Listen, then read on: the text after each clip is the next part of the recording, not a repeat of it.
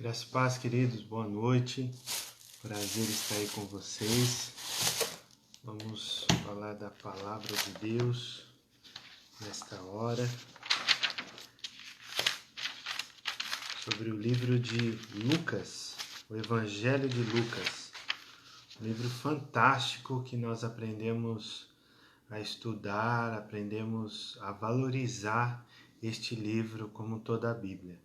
Mas é importantíssimo, fantástico, e eu acredito que você vai sair daqui impressionado depois dessa aula. Acredito muito nisso e eu sei que vai dar certo.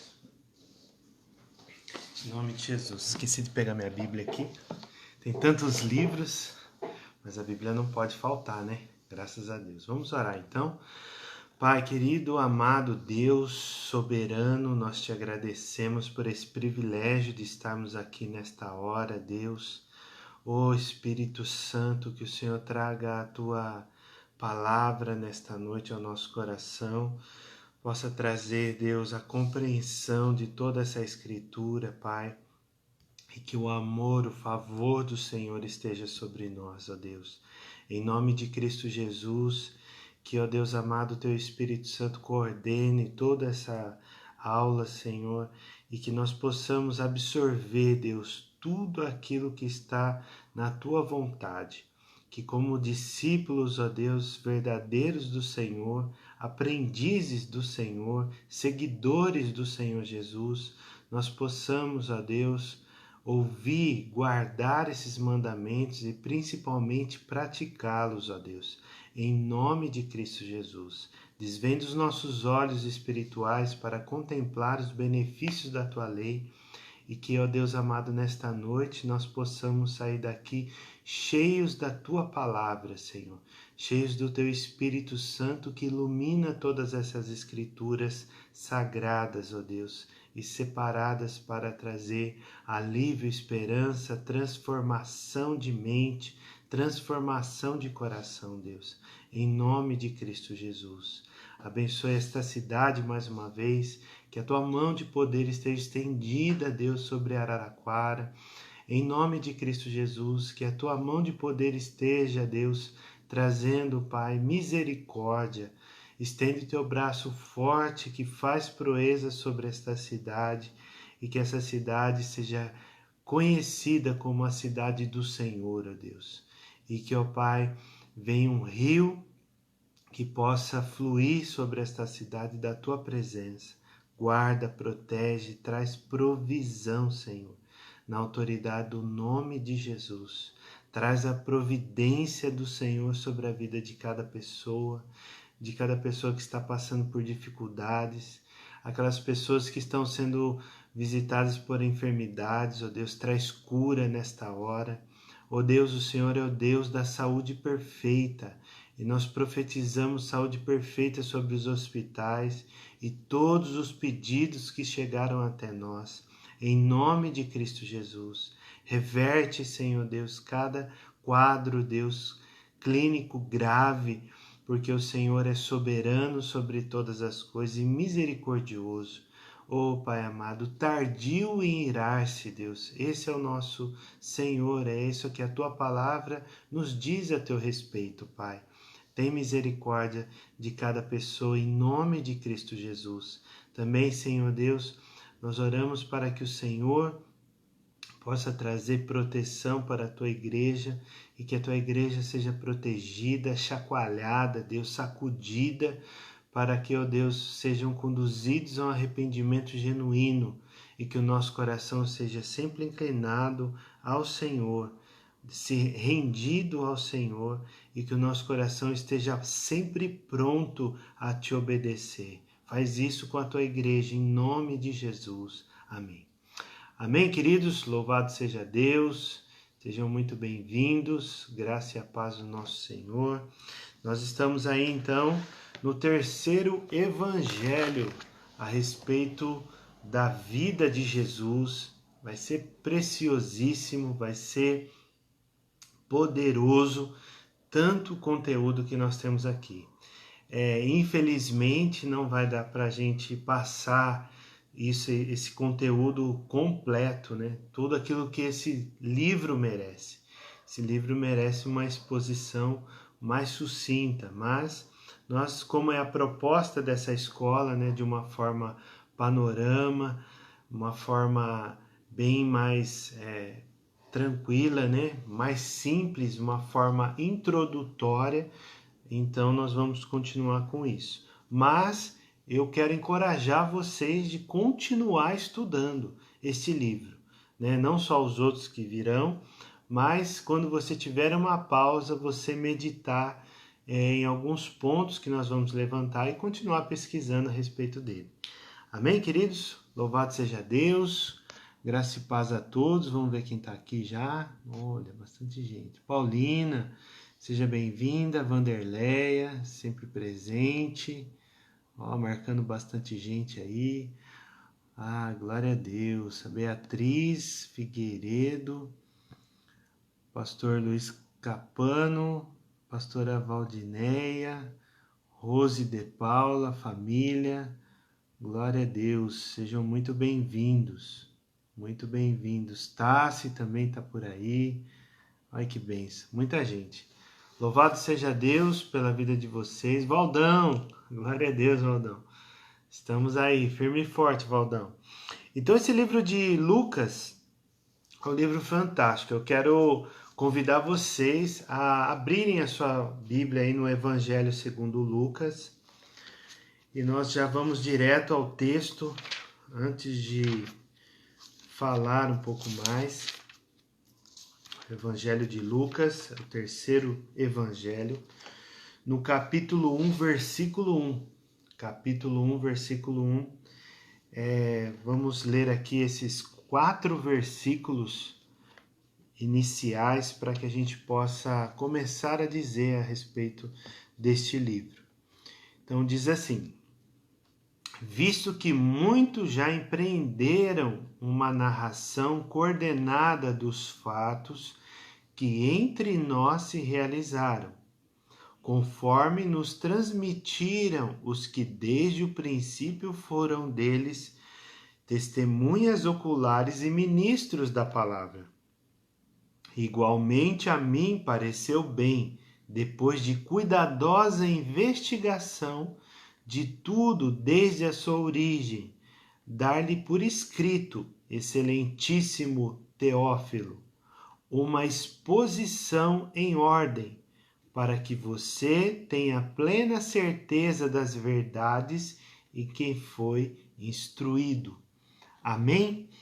Glória a Deus. Estou ouvindo cada um de vocês falar amém nessa hora. Esses 4 versículos aqui são muito ricos, querido. E esse evangelho, como nós já falamos, né? O evangelho ele sempre vai tratar do nascimento de Cristo, do nascimento virginal, que isso é a diferença. Depois o ministério de Cristo, só Lucas que vai falar um pouquinho a respeito dessa trama, né? Desse segredo, desse mistério, quando Jesus foi visto lá no templo com 12 anos de idade. Lucas vai retratar e nós vamos explicar isso. Mas ele basicamente é o nascimento virginal, depois tem o ministério de Cristo, né, iniciando ali com o seu batismo, e com isso, depois de muitos sinais, milagres, prodígios e maravilhas ali que Deus fez, Jesus fez na terra através da intervenção divina do Pai, ele trouxe uma perspectiva bem interessante, que ele traz também, após o ministério, ele traz o julgamento de Cristo. Todos os evangelhos falam do julgamento. Ele fala da morte, que é a crucificação, o sepultamento de Cristo e também a ressurreição do Messias. Então, amados, isso é a linha de todos os evangelhos que nós estamos falando. Então, a palavra evangelho, para aquele que não sabe, significa boas notícias. Então, essas boas notícias é que Lucas aqui, em foco, vai trazer para nós. Que boa notícia, como a gente colocou aí, né? Jesus é o homem perfeito que trouxe salvação para os perdidos. Então nós vemos que os evangelhos sempre vão retratar isso, que Jesus veio para Israel, só que Israel não recebeu. E já era plano divino desde Gênesis, lá como nós já vimos em Abraão, a promessa aos gentios. Então, além disso, nós temos também o detalhe que o profeta, né? Profeta não, a canção do pai de Zacarias, né? O pai de Zacarias, lá no versículo 67, ele vai estar retratando isso daí. Depois Simão também, o cântico de Simão, ele vai estar tratando dessa salvação. Então isso é muito importante, muito rico, né, que nós precisamos valorizar. A Luzia, né, Luzia Silva, graça e paz. O Fernando está aí na área, graças a Deus. Louvado seja Deus por cada um de vocês. Então, amados, primeiro, quem foi esse escritor? Eu tenho esse desejo, né, de não chamar de autor do livro, mas sim escritor. Então, esse escritor do livro de Lucas. Então, Eusébio, lá no quarto século, ele já tem essa informação, ele nos informa que ele é Lucas. Então não vamos entrar nesse detalhe se pode ser ele ou não. A carta em si, o livro em si, perdão, é um livro que não tem o seu nome, não está ali a sua assinatura falando que ele estava escrevendo. Mas tudo indica que ele escreveu o Evangelho de Lucas e também o livro de Atos. Então são duas partes que Lucas escreve. Escreveu o Evangelho segundo a sua perspectiva, a sua pesquisa, e também o livro de Atos. E quem foi esse Lucas? O que a Bíblia nos fornece de informações a respeito desse homem? Esse homem, como diz lá em Colossenses capítulo 4, versículo 14, ele diz que Lucas é o amado. Ele é o amado médico Lucas. Então, esse Lucas era médico e amado por Paulo, né, na sua vida. Foi também companheiro, né, de prisão e companheiro de viagem de Paulo. Lucas foi o companheiro, como diz lá em 2 Timóteo 4,11. E também em Filemon, no versículo 24, diz que Lucas também era colaborador. Lucas era colaborador. Então, da onde esse Lucas veio? Tem informações extra-bíblicas que diz que ele era de Antioquia. Então, se ele era considerado um gentil, lá da Grécia, lá daquela redondeza, e esse objeto de pesquisa que ele fez foi para trazer informação a esse personagem chamado Teófilo. Teófilo aparece aí, né, no versículo 3, com o endereço de excelentíssimo Teófilo. Então ele trouxe toda essa construção dessa narrativa, os 24 capítulos e também os outros 28 capítulos de Atos, foi endereçado a essa mesma pessoa, Teófilo, que significa amado por Deus ou Deus o ama. Então, esse homem foi objeto, patrono ali de Lucas para trazer toda essa informação para ele. Então, Lucas ele trabalhou durante muito tempo. Então, se Paulo teve seu ministério aqui na Terra durante 10 anos, mais ou menos, o seu ministério depois da sua conversão, então nós imaginamos que ele esteve aí por volta de 8 anos no mínimo, né? Que ele se converteu já na primeira viagem missionária de Paulo. Então Lucas foi discípulo de Paulo numa dessas viagens que ele fez, lá para Macedônia, por exemplo. Então, mais ou menos para você entender todo esse contexto de Lucas. Lucas é fantástico. E ele foi o único, se nós considerarmos que ele é da Macedônia, daquela região do Egeu, do mar Egeu, onde que é dividido do lado esquerdo, nós temos ali a a Macedônia, do lado esquerdo, que é a Grécia, a antiga Grécia, e do lado direito a Ásia, onde que existia as 7 igrejas de Apocalipse. E o mar Egeu está bem localizado ali no centro, entre essas duas regiões. E esse mar Egeu, que banhava toda essa região da Ásia e também da Grécia, nós temos ali esse povo que estava sendo alvo de toda essa pesquisa, porque esse excelentíssimo Teófilo era muito influente, então essa influência ele estava passando para as outras pessoas também. O que ele escreveu? Escreveu sobre a vida também de Jesus, como a sua mensagem alcançou os excluídos. Imagine só que Jesus veio para o povo de Israel, só que como diz lá em João capítulo 1, versículo 12, os seus não o receberam. Então veio para os seus e os seus não receberam. Nisso abriu esse parênteses da dispensação da graça que alcança todas as nações, que são os gentios. Então Lucas ele está incluído nesse povo gentil que recebeu a salvação. Então essa alegria da salvação, esses textos, essa dedicação de Lucas, foi por quê? Porque ele fazia parte dessa salvação também. Então os excluídos, essa mensagem alcançou, né? O que Lucas escreve? Ele escreve sobre a vida de Jesus com a sua mensagem, alcançou os excluídos, os religiosos impuros e aos pobres, e também enfatiza muito o ministério das mulheres, né? Onde ele escreveu? Provavelmente seja em Cesareia, uma região próxima de Jerusalém.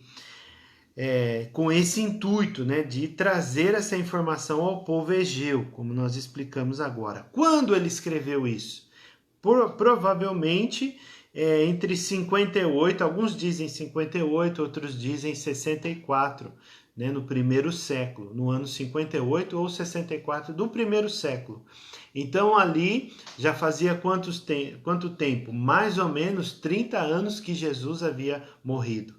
Olha só, aí se Lucas se converteu depois de Paulo, e o ministério de Paulo durou aí entre 55 ou 58 até 68, mais ou menos uns 10 anos, até o ano 70, um pouquinho menos.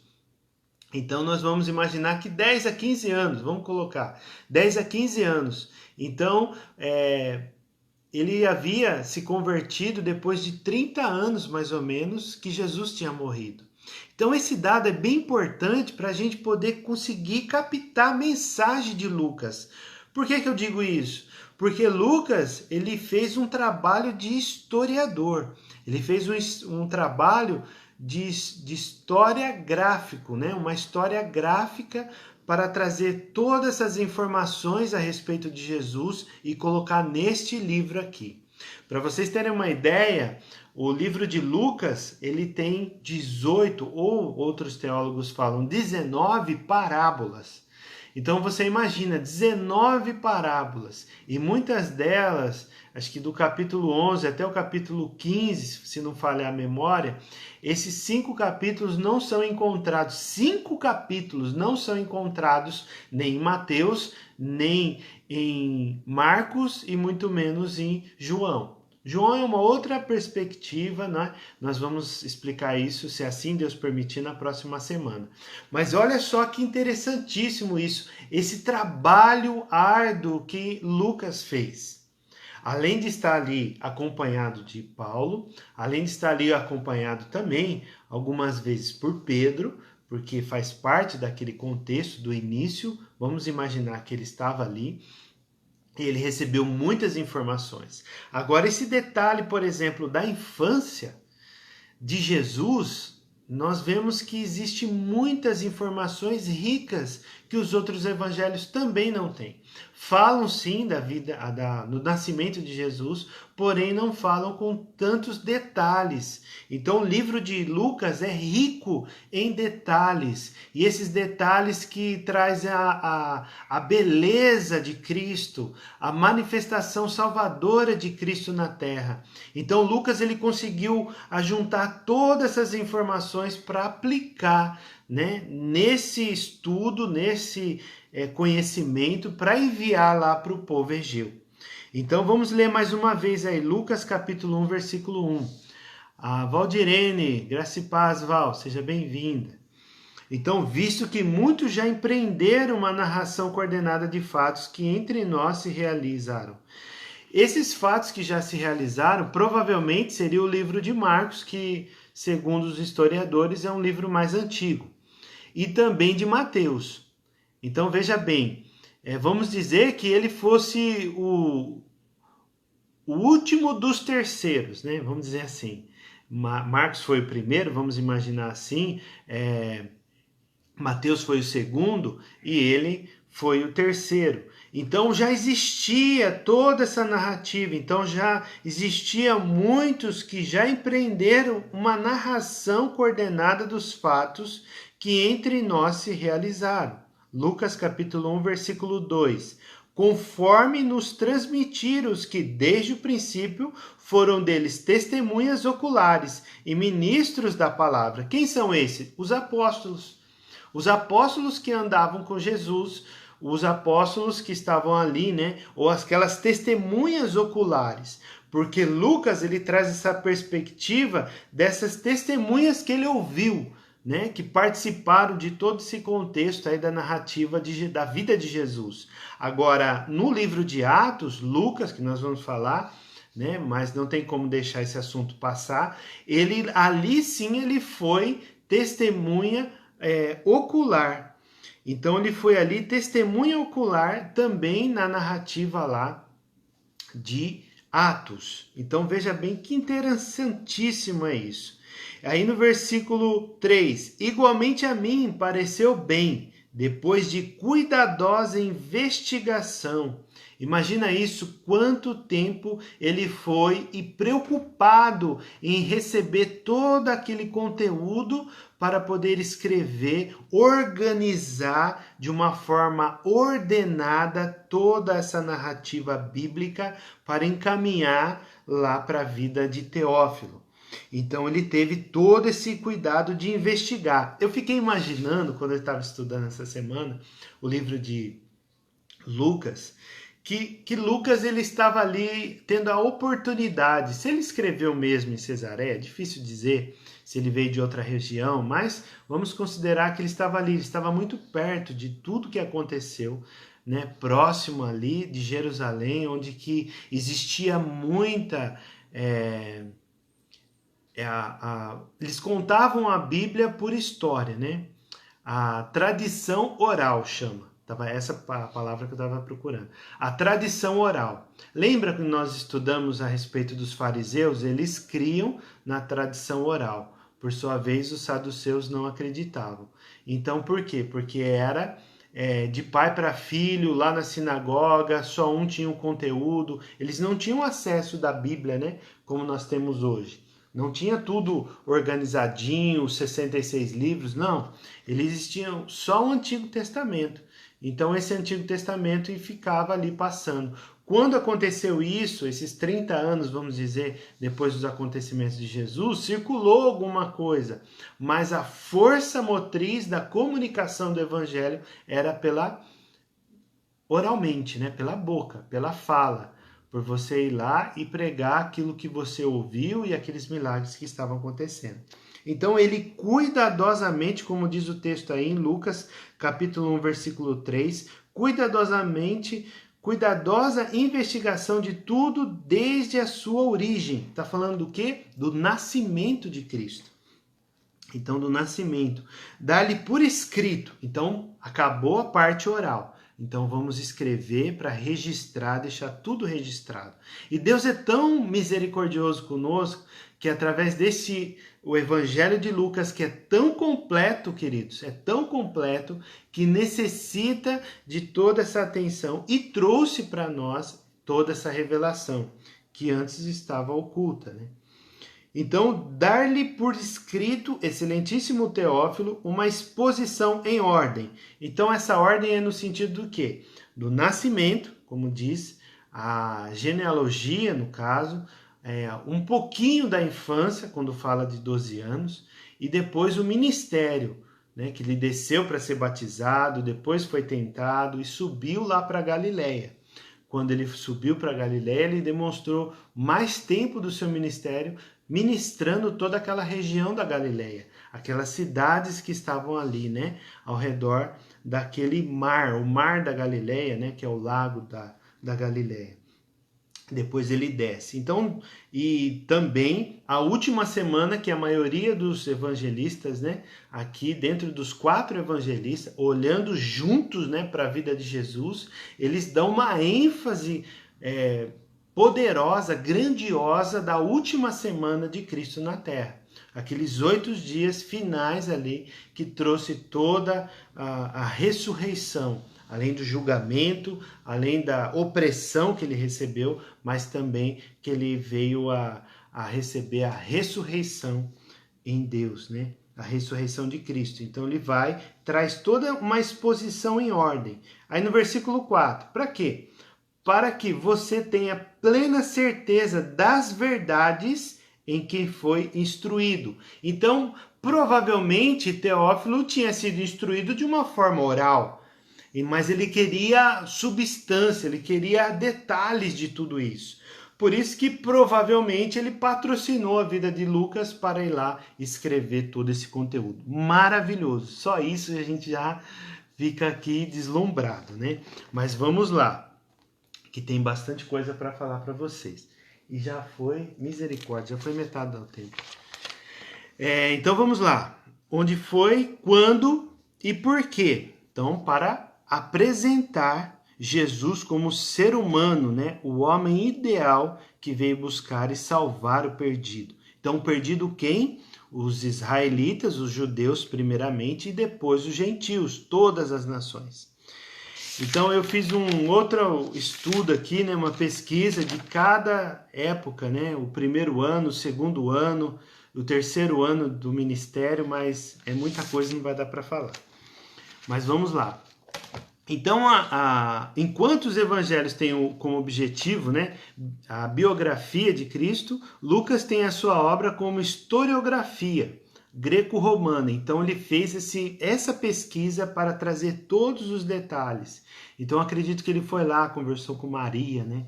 Foi lá, conversou com José, conversou com Zacarias, não sei se deu tempo, se ele estava vivo ainda, porque ele já era de idade avançada, mas com as pessoas que conviveram com Zacarias, com as pessoas que conviveram com Isabel, ouviu a história de Simeão, ouviu a história de Ana, né, que nós vamos ver aqui no primeiro e segundo capítulo. Então ele trouxe tudo isso. A primeira parte, queridos, que nós queremos falar aqui, começa com a preparação de Cristo, que é os 30 anos.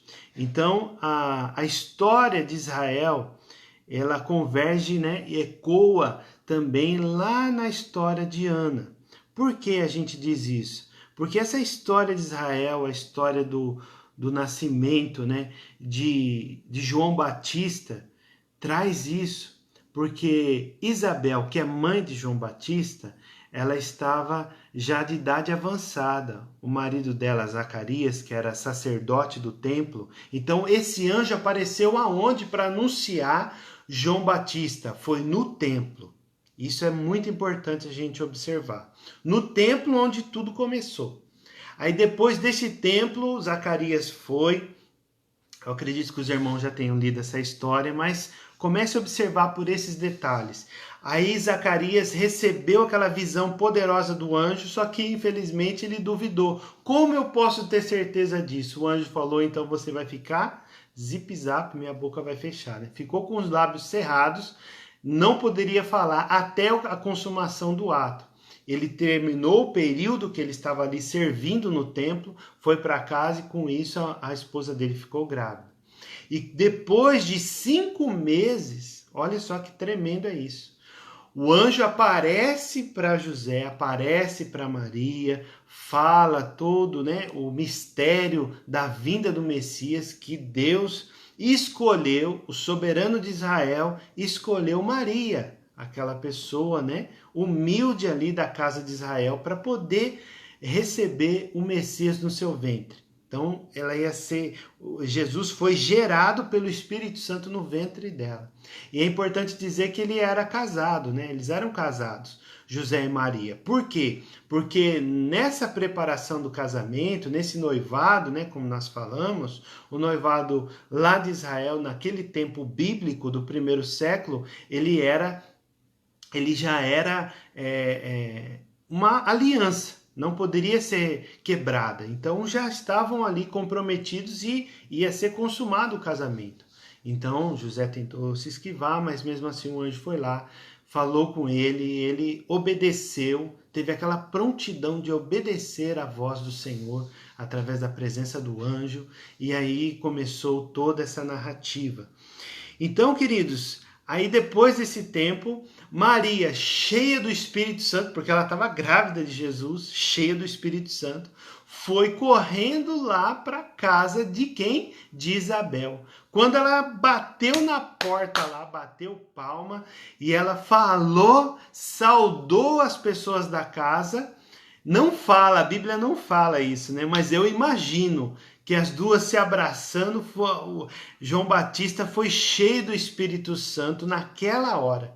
E João Batista, ele não é menos importante dentro da história bíblica, porque ele foi o profeta do novo tempo, da nova aliança. O último profeta, vamos dizer assim, nessa transição do início do Novo Testamento com o Antigo Testamento.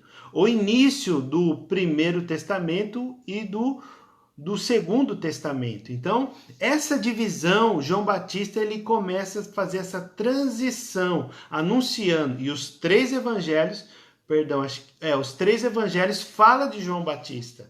Então, eles dão grande ênfase, e Jesus fala que o maior, né, na terra, que serve, João Batista, ele é o menor no reino dos céus, mas aqui na terra ele é o maior dentro do seu ministério. Por quê? Porque ele foi escolhido por Deus para trazer isso. E os três evangelhos, Mateus, Lucas e João, falam dessa profecia que a gente se encontra lá em Isaías. Olha só que maravilhoso que é isso. Então, esse encontro eu acho muito tremendo. Se você puder investir tempo de qualidade observando esses dois capítulos, é maravilhoso, riquíssima informação. Mas vamos lá, aí essa história, né, a história de Ana, no caso de Isabel, a história de Isabel, né, a história de Israel, mas a história de Isabel, ela traz esse eco, né, lá de Ana, do Antigo Testamento, lá de 1 Samuel, quando ela fica grávida de Samuel, que foi um dos últimos, né, juízes de Israel, que foi na transição, onde Saul foi o primeiro rei, depois veio Davi. Então, lá na casa de Eli, que ela entregou depois de 7 anos e tudo mais, né? Então, traz todo esse sofrimento também de Isabel. Ana também não podia ter filhos, Isabel também não podia ter filhos. Então, trouxe esse eco, né? Então, todas as pessoas envolvidas estão entre os pobres de Israel. Essa narrativa bíblica aqui, desses 2 primeiros capítulos principalmente, e os demais, está tudo em volta dos menos favorecidos também na casa de Israel. Jesus também nasce numa manjedoura, e seu nascimento é anunciado a pastores humildes. José e Maria oferecem um sacrifício muito pobre, que era aquelas rolinhas, né? Os pombinhos, quando a pessoa fosse lá entregar, apresentar, né? Apresentar o seu primogênito no templo. Então aqui mostra, e Paulo fala lá em Coríntios, se salvo engano, é 1 Coríntios capítulo 9, ou capítulo 8, não lembro agora, que Jesus se fez pobre para nos tornar ricos, mas não rico financeiramente, mas rico de salvação, da riqueza do Espírito Santo morando dentro de nós. Amém? A riqueza da vida abundante. Então nós temos esse registro que Lucas ele deixa bem construído aqui nos 2 primeiros capítulos. E a viúva também profetiza sobre Jesus, que está lá no capítulo 2. Nós vemos no capítulo 2 essa mulher, né? A profetisa Ana. Essa mulher, ela ficou 7 anos casada, depois seu marido morreu, e o restante da sua vida ela frequentou a casa do Senhor, serviu na casa do Senhor, ali como quase que uma empregada, né? E ela já estava, agora, versículo 37 diz assim, agora era viúva de 84 anos. Você imagina? Só ter 7 anos de casamento e depois servir. Olha quanta riqueza de detalhe Lucas traz para nós, queridos. E é um detalhe importante que Jesus, o livro de Lucas fala no capítulo 2, João e Maria foram por causa do recenseamento, que no versículo 1 do capítulo 2, naqueles dias foi publicado um decreto de César Augusto, que era o imperador daquela época, convocando toda a população do Império Romano, para recensear-se. O primeiro recenseamento, foi feito quando Quirino era governador da Síria. Sírio-Palestina, então a Síria também. Era tudo governo ali de Roma, né? Todos iam alistar-se, cada um à sua própria cidade. José também saiu da Galileia, da cidade de Nazaré, e foi para a Judéia, até a cidade de Davi, chamada Belém, por ser ele, José, da casa e família de Davi, a fim de alistar-se com Maria, sua esposa, que estava grávida.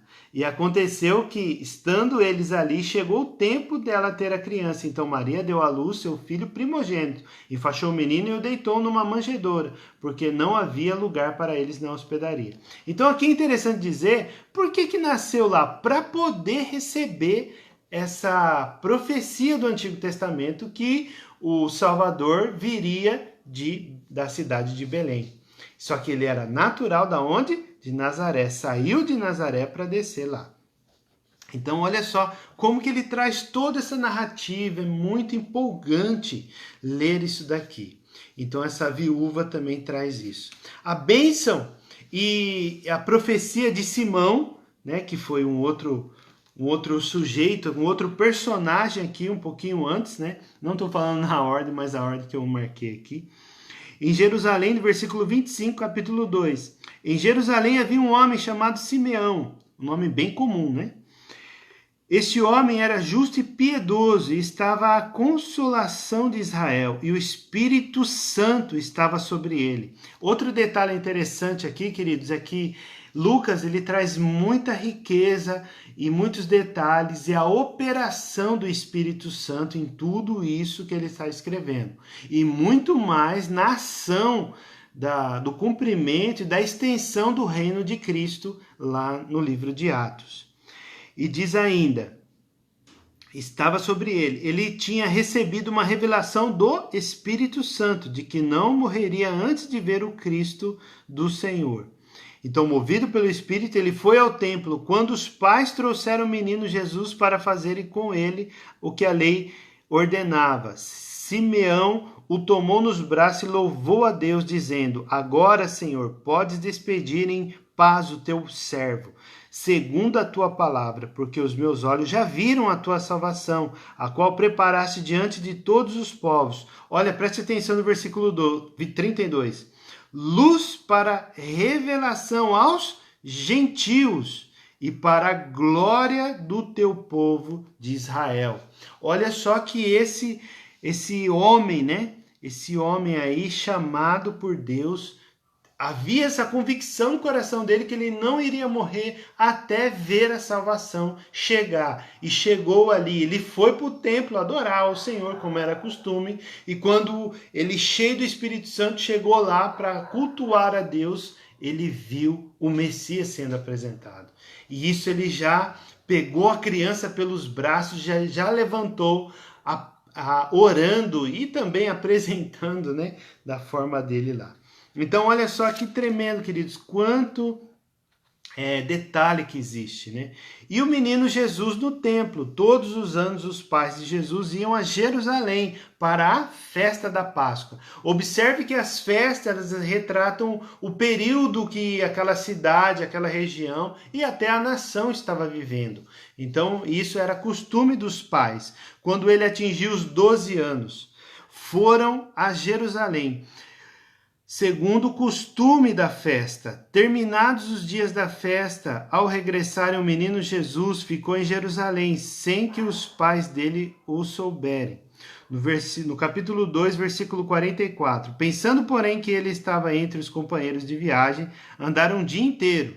O menino está aí, né? Ele já está grande, 12 anos, já sabe o que faz.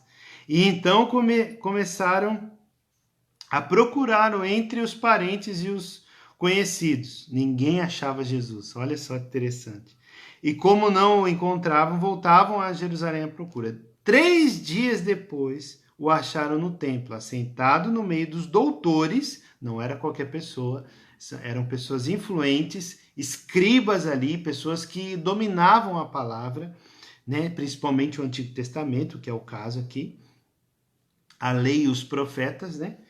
E aqui também ele diz, 3 dias depois o acharam no templo, assentado no meio dos doutores, ouvindo e fazendo-lhe perguntas. E todos os que ouviam o menino se admiravam muito da sua inteligência e das suas respostas. Logo que os pais o viram, ficaram maravilhados. E a sua mãe lhe disse: Filho, por que você fez isso conosco? Seu pai e eu estávamos aflitos à sua procura. E ele respondeu: Por que me procuravam? Não sabia que eu tinha de estar na casa de meu pai? Não compreenderam, porém, as palavras que lhes disse? E voltou com eles para Nazaré e era submisso a eles. E a mãe dele guardava todas essas coisas no coração. E Jesus crescia em sabedoria, estatura e graça diante de Deus e dos homens. Maravilhoso, maravilhoso, queridos. Olha só que tremendo que é isso. E só Lucas traz esse detalhe. Os outros evangelhos não falam. Por quê? Porque Lucas foi lá, cuidadosamente fez essa pesquisa, essa investigação dos fatos. E com isso ele conseguiu. Então tudo isso que a gente está lendo aqui, tudo isso, são só 2 capítulos, né? Até o capítulo 4 é o início, e também Lucas tem a genealogia, né? No 3 aí, a partir do 23, ele começa com Jesus. E como que nós sabemos que Jesus tinha 30 anos? Ou aproximadamente isso? Porque a Bíblia diz, olha aí, em Lucas 3:23, ora, Jesus tinha cerca de 30 anos quando começou o seu ministério. E aí ele fala de quem eram seus pais até chegar a Adão, que era filho de Deus.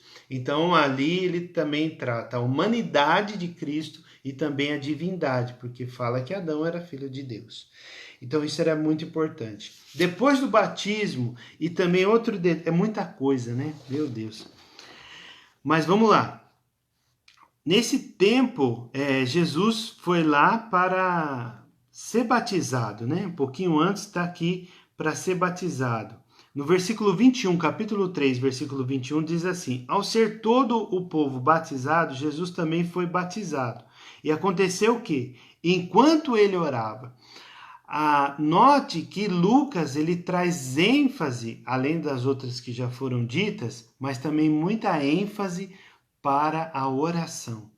É a única passagem dentro dos evangelhos no batismo de Jesus que diz que Jesus estava orando, o céu se abriu. Entende? Então ele fala com muita propriedade no capítulo 11 sobre a oração também, né? Então tudo isso, queridos, é para você ficar aguçado mesmo, ficar aí com o desejo de receber mais da revelação, entender mais a palavra.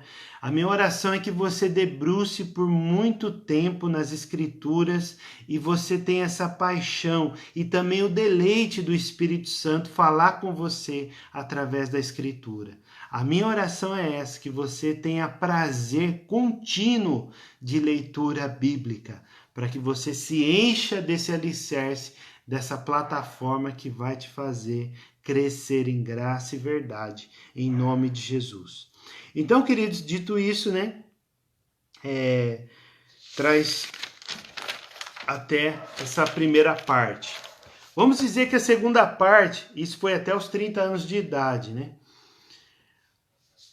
Sim, a Paulina está colocando aqui, né?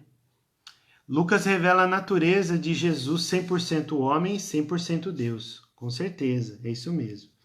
Então, a segunda parte, vamos chamar assim, que foi lá do primeiro até os 30 anos de idade, onde toda aquela narrativa que nós acabamos de passar. E agora nós vamos por blocos, tá? Tem mais 3 blocos aqui que nós vamos falar bem rapidamente, que o tempo já praticamente já se foi.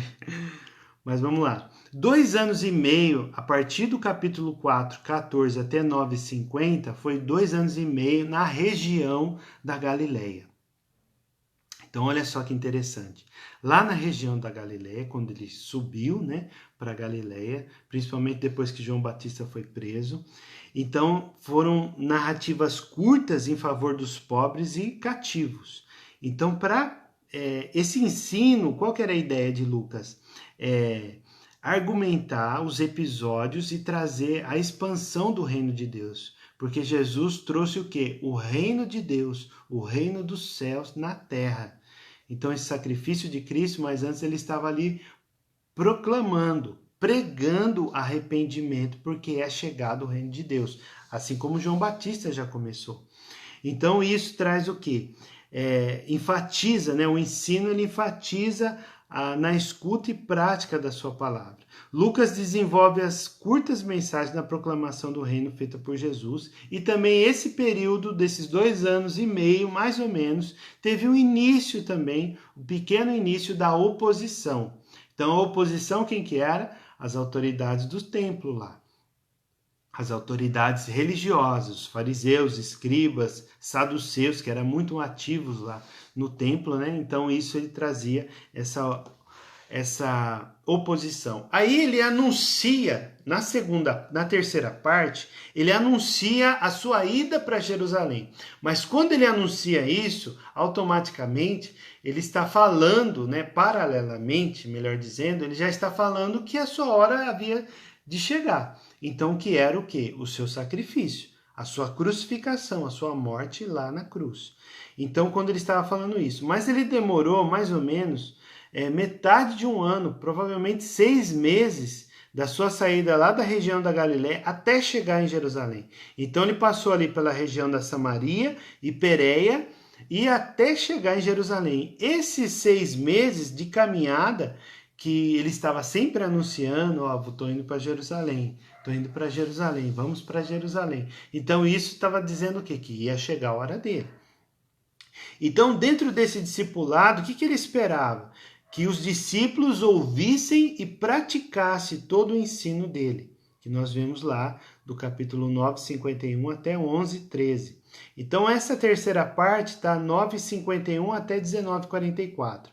Esse episódio, esse terceiro bloco, né, dentro do livro de 24 capítulos, nós estamos ali do 9 até o 19, mais ou menos. Então, a atitude dos discípulos com os samaritanos trouxe também grande ênfase, porque ele usava essa analogia que os judeus não aceitavam a Samaria como verdadeiros judeus, né, israelitas. Por quê? Porque eles tinham aqueles outros templos, tinha os bezerros, toda aquela história, né? E falavam que Samaria não era legítimo o povo de Deus, porque era um povo muito misturado.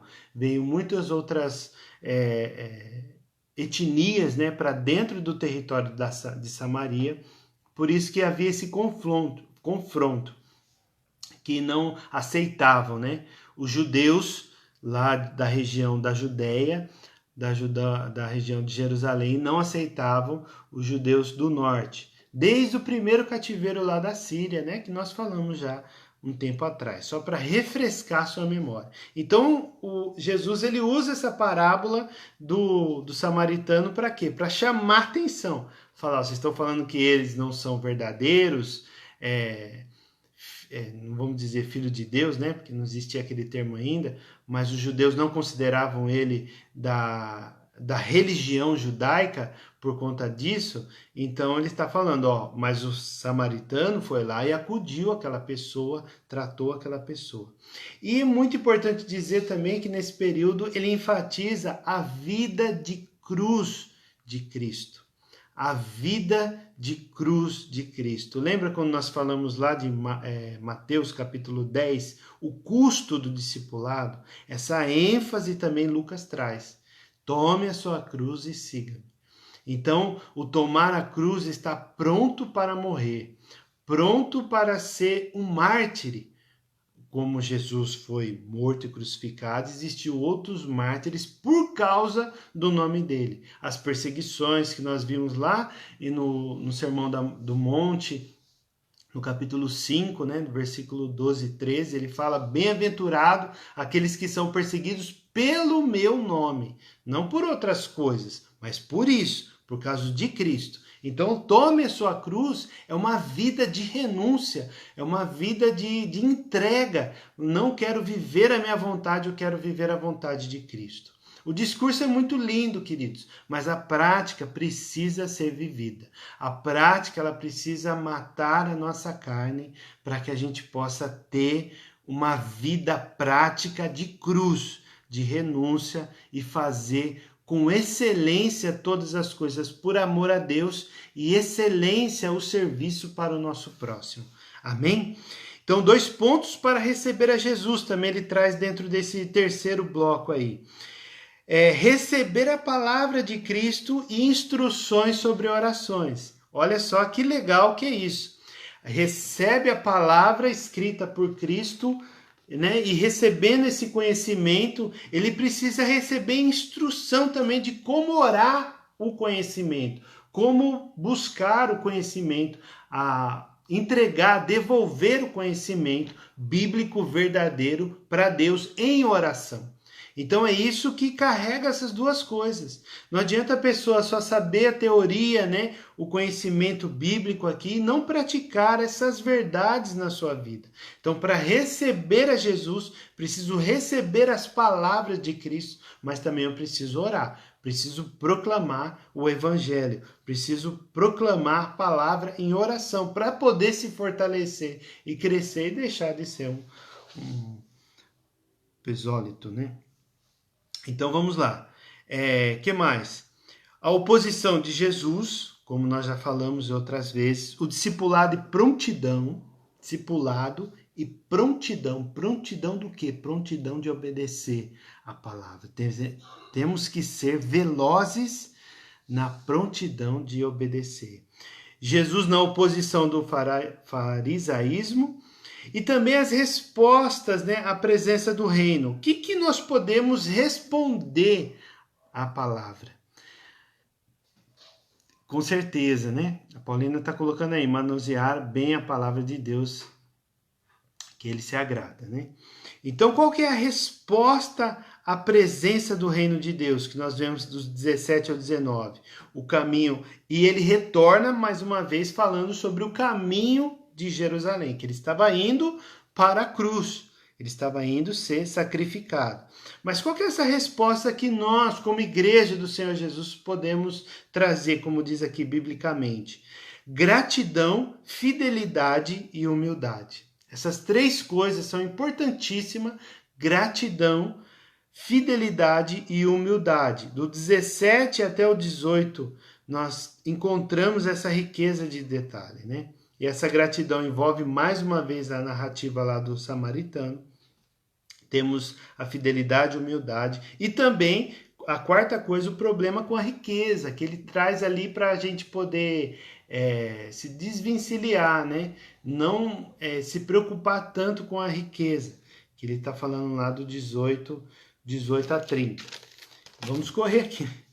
A parábola final, para preparar os discípulos para a sua ausência, mais ensinamento, que ali já é a final, então vamos considerar que é a 19ª parábola. E nós entramos aí no 4º ponto, que é os eventos do fim, e o novo começo em Jerusalém. Então, do 19 até o 24, ele diz isso. até o 23, né, vamos dizer assim. Então Jesus ele faz o quê? Ensina no templo e ele foi lá preso aonde? Lá no Monte das Oliveiras. Eles foram lá para prender Jesus e etc e tal. Só que ali Jesus responde, fala, mas vocês vieram com espadas, né, com essas armas, e eu tenho aqui, graças a paz, Rogerinho, seja bem-vindo. E eu sempre estava lá no templo ensinando, então aqui prova, né? Do 19 até o 21, ele fala que ele sempre esteve presente. E Jesus retorna ao templo, a primeira apresentação dele, né? Ele presente lá para poder estar voltando. A primeira apresentação foi quando José e Maria foram apresentar Jesus lá no templo. Então, depois disso, ele retorna nesse episódio aqui, né? Para trazer a expulsão dos cambistas e assumir o seu lugar de Messias. Também trata, né, os líderes religiosos. Então, os líderes religiosos estão ali tramando a morte de Cristo, nesse outro bloco aqui. O julgamento é a morte de Jesus. Lucas narra o julgamento em 3 tribunais. Olha que interessante que é isso. Porque eram 3 geografias distintas ali naquela território, né, dos judeus. Então, primeiro foi o Sinédrio Judaico, que ficaram lá a noite toda, né, debatendo com isso. Aí depois trouxe aonde que Pedro, né, nega Jesus, porque ele estava lá no pátio dessa casa, né, desse sumo sacerdote aí, junto com os outros demais. O Sinédrio era composto mais ou menos de 120 pessoas. Aí quando estava todo mundo reunido, essas 120 pessoas mandaram para onde? Pilatos, né? Aí Pilatos falou, ele é galileu, então manda lá para Herodes. Aí mandou para Herodes, que era uma outra região lá do norte, que ele governava, e aí trouxe para cá. Aí voltou para Pilatos, e aí onde ele lavou as mãos e entregou a Jesus. Então Jesus estende a salvação a um dos perdidos, né? A muitos perdidos ali. E também a última parte dentro desse bloco, que é os 50 dias. Então nós falamos dos 30 primeiros anos de Cristo até o capítulo 4. Depois do capítulo 4 até o 19, até o... Fugiu aqui, deixa eu ver, ainda bem que é uma nota, né? Até o 9, ele vai falar dos 2 anos e meio da Galileia. Aí do 9:51 até o 19, ele vai falar desse caminho que ele sai lá da Galileia até chegar, onde ele passa pela Pérea e Samaria. E depois os 8 dias. Essa parte dos eventos finais foram 8 dias somente. É a última semana, né, de Cristo na Terra. Trouxe os ensinamentos de Jesus no templo, o julgamento e a morte, isso que nós estamos falando. E também os 50 dias finais, né? Atos fala que Lucas, o escritor, né, de Atos, fala que ficou 40 dias entre eles. Então vamos considerar aqui, tem um teólogo que fala 50. A justificação e a exaltação de Jesus, Lucas tem mais 4 longas narrativas sobre a ressurreição entre os 4 evangelhos, então ele dá mais destaque à ressurreição de Cristo do que os outros evangelhos, do que os outros 3, tá?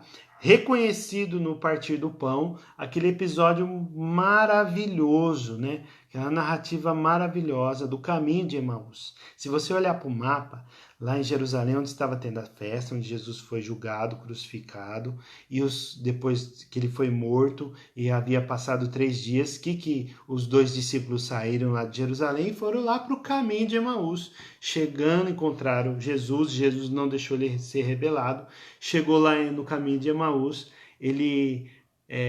contaram toda a história para Jesus, e Jesus deu de João sem braço, né, como diz popularmente aí. Não sei do que vocês estão falando, do que se trata, né, toda essa tristeza de vocês. E aí ele falando, explicando, aí entra aqui em casa, né, parou lá num ponto correspondente, entraram, e na hora de partir o pão, Jesus deu graça, aí abriu os olhos dos discípulos, falou, é Jesus, é o mestre. Só que aí ele já desapareceu. Aí tem toda aquela narrativa que ele sobe, né? Então essa parte, queridos, olhe cuidadosamente para o capítulo 24, nesse caminho de Emaús, é fantástico, é muito gratificante meditar nesse texto também. Dito isso, Jesus interpreta a necessidade que Cristo havia de sofrer, né? Ele estava querendo transmitir. Cristo havia de sofrer e ressuscitar entre os mortos. Arrependimento, né, de pecados, pregado a todas as nações, começando com Jerusalém. Então ali ele já está fazendo um caminho para chegar até Atos. Então ele já está ali encerrando essa primeira parte da vida terrena de Cristo, né, desde do seu nascimento até a morte lá na cruz e a sua ressurreição, e ele vai dar continuidade no segundo livro, que é Atos, da sua autoria. Certo, queridos? É maravilhoso, né? Vai correr aqui, deu tempo. Espero que vocês tenham anotado. Se não deu para anotar tudo, você escreva aí, faça perguntas. Se ficou com alguma dúvida, né, deixe o seu comentário aí, no grupo da igreja também. Depois você fala. Concluímos que o Evangelho de Lucas é um dos grandes tesouros da história bíblica. Enfatizou o cumprimento das promessas divinas a Israel, o ano da graça do Senhor, que é Lucas 4,19, quando ele vai na sinagoga, pega o livro de Isaías e acha aquela parte que fala que o ano da graça do Senhor, né? O Espírito do Senhor está sobre mim, eu vim ungir, e toda aquela narrativa. Havia chegado com o ministério compassivo, né, de Jesus, em prol da libertação dos pobres e desamparados. Amém, queridos? Glória a Deus. O que a Rose colocou aqui? Vamos ver. Isso é bom, dinheiro não compra a salvação. Você tem autoridade para falar isso, né, Rose? O Wanda e a Indianara também sejam bem-vindos, graça e paz. Oh, que bom que vocês estão por aí. Então, queridos, nós, de uma forma bem introdutória, mas nós queremos colocar todos esses detalhes para que você possa observar com mais cuidado, né? Outro detalhe, olha como que Lucas ele explica, né, o que seria cada coisa. Algumas festas aí do livro todo, ele vai estar explicando para quê? Explicando para que aquele povo egeu, aquele povo da Macedônia, né, o povo da Grécia, soubesse dos costumes que havia lá na região de Jerusalém, na região das festas, né, do povo que herdou a terra dos cananeus. Só que aqui, o que ele explica aqui? Olha só que interessante, quando ele fala da pregação de João Batista. O capítulo 3, versículo 1, diz o quê? No 15º ano do reinado de Tibério César. Então aqui esse imperador já era outro. Então já se passou muitos anos, né? Então aqui no ministério de Jesus, por volta de 30 anos, já não era mais Augusto, já havia passado outros, e esse na questão era o Tibério César. Do ministério de Jesus já era outro imperador.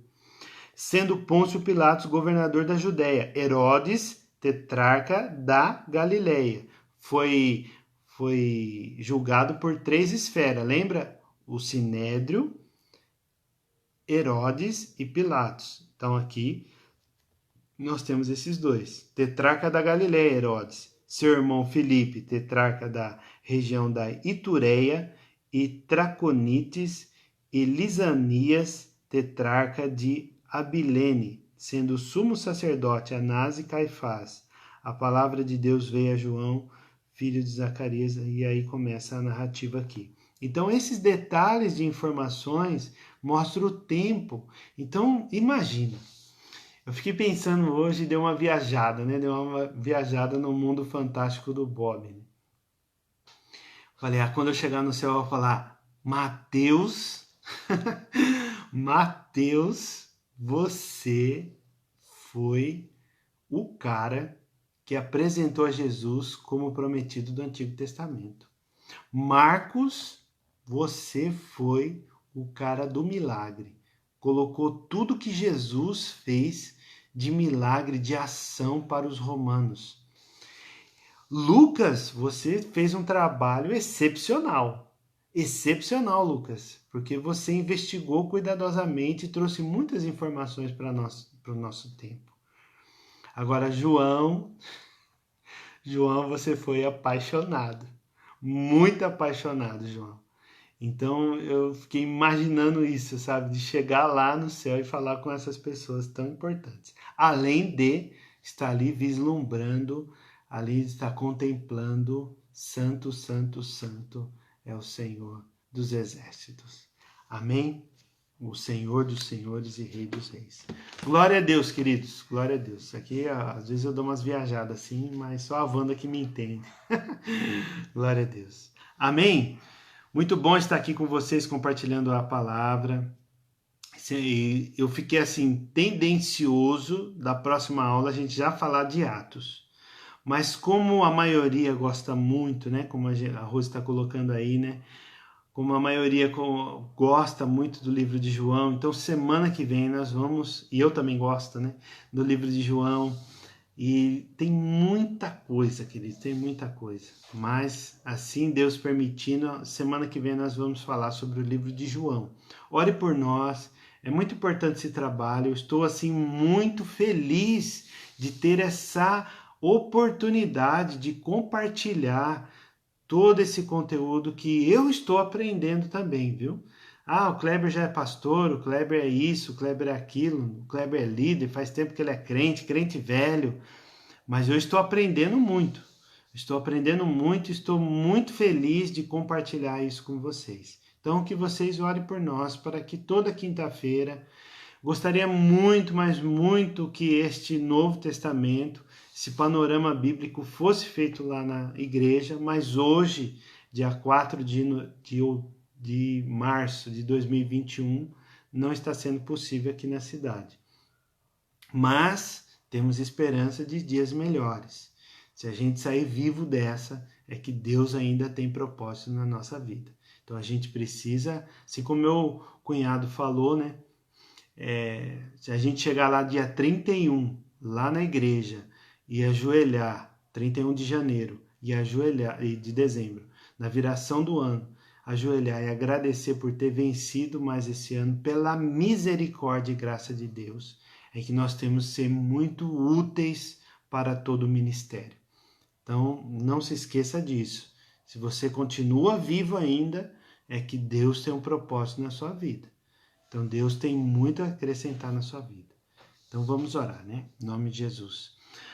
Pai das luzes, em nome de Jesus, nós queremos te agradecer, Deus, por tão rica escritura sagrada que o Senhor nos proporciona, tanta revelação, Deus.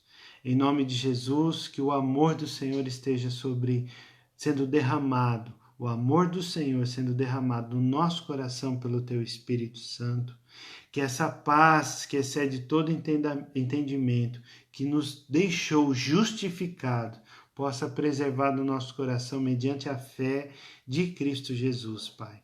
Ó Deus amado, eleva os nossos pensamentos cativos à obediência de Cristo, que possamos meditar em tudo aquilo que foi dito aqui, Deus, e absorver, praticar no nosso dia a dia aquilo que o Senhor tem nos ensinado. Em nome de Cristo Jesus. Nós te agradecemos, ó Deus, e te louvamos por isso. Amém. Amém, queridos? Louvado seja Deus. Foi um prazer de coração mesmo estar aí com vocês. De verdade. Foi um prazer estar com vocês. Até a próxima vez. Em nome de Jesus, graça e paz.